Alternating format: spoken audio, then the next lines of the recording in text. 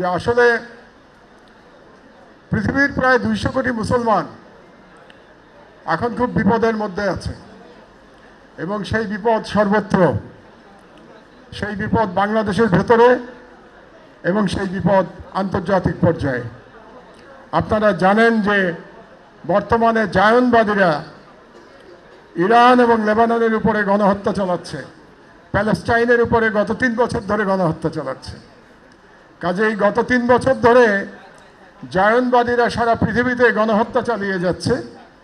দুর্ভাগ্যজনকভাবে আমরা মুসলমানরা তার প্রতি উত্তরে কিছুই করতে পারছি না, যদিও ইরান বিরোচিত লড়াই করছে, তারা প্রতিরোধ যুদ্ধ চালিয়ে যাচ্ছে জায়নবাদীদের বিরুদ্ধে।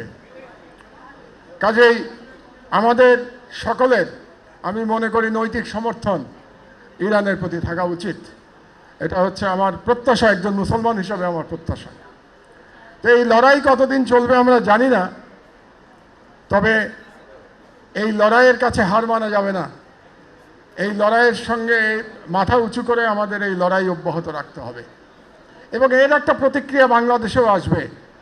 আপনারা জানেন আমাদের অনেকে ইতিমধ্যে দুর্ভাগ্যজনকভাবে কেউ কেউ নিহত হয়েছেন, বাংলাদেশের নাগরিক, মধ্যপ্রাচ্যে যারা কাজ করছেন তাদের রুহের মাগফিরাত কামনা করি।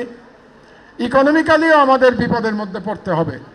অলরেডি আমাদের জ্বালানি নিয়ে সমস্যা হচ্ছে এবং আন্তর্জাতিক পর্যায়ে মূল্য বৃদ্ধি হবে এবং সেটা নিয়ে আমাদের সমস্যার মধ্যে পড়তে হবে এবং সেটার জন্য প্রস্তুতি নিতে হবে। এবং আমি মনে করি সরকারি দল এবং বিরোধী দল যার যার দায়িত্ব থেকে বাংলাদেশ যাতে এই বিপদ থেকে উদ্ধার পেতে পারে তার প্রস্তুতি নেবেন। এটা তো গেল আন্তর্জাতিক পর্যায়ে আমাদের বিপদের কথা। দ্বিতীয় বিপদ হচ্ছে বাংলাদেশের ভেতরে। আমরা জানি যে বাংলাদেশের মিডিয়াতে ইসলামোফোবিয়া খুব প্রবল এবং এটা আজ থেকে না, বাংলাদেশের স্বাধীনতার পর থেকে আমরা ইসলামোফোবিয়া দেখতে পেয়েছি।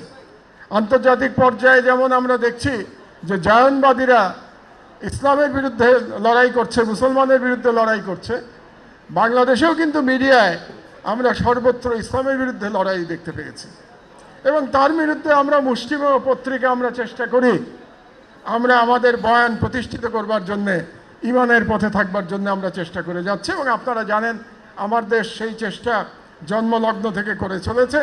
আমরা কখনো আপোষ করি নাই, আমরা মঈন ফখরুদ্দিনের সাথে আপোষ করি নাই, আমরা হাসিনার ফ্যাসিবাদের সাথে আপোষ করি নাই, আমরা ভারতীয় সাম্রাজ্যবাদ হেজিমনির বিরুদ্ধে আপোষ করি নাই, আমরা এখনও আপোষ করব না ইনশাআল্লাহ। আমরা যে কোনো অন্যায়ের বিরুদ্ধে আমরা সোচ্চার থাকব। দুর্ভাগ্যজনকভাবে বাংলাদেশের মিডিয়ার চরিত্র বদল হয় নাই। মিডিয়ার যে গত 15 বছরে যে তেলবাজি চরিত্র যেটা ছিল, এই চরিত্রের পরিবর্তন হয় না, শুধু পাত্রের বদল হয় মাত্র। তা আপনাদেরকে খুব পরিষ্কারভাবে বলে দিতে চাই, আমার দেশ সর্বদা ইমানের সাথে বাংলাদেশের স্বাধীনতা এবং বাংলাদেশের সার্বভৌমত্বের পক্ষে লড়াই করেছে এবং বাংলাদেশের ফ্যাসিবাদের বিরুদ্ধে লড়াই করেছে, অন্যায়ের বিরুদ্ধে আওয়াজ তুলেছে। আমরা দীর্ঘদিন বন্ধ ছিলাম, আবার আল্লাহ আমাদেরকে আবার পত্রিকা চালু করতে দিয়েছেন। আমার সহকর্মীরা অনেকে এখানে আছেন, আমরা সবাই মিলে চেষ্টা করছি এবং আমরা দৃঢ়তার সাথে আমাদের কাজ করে যাব।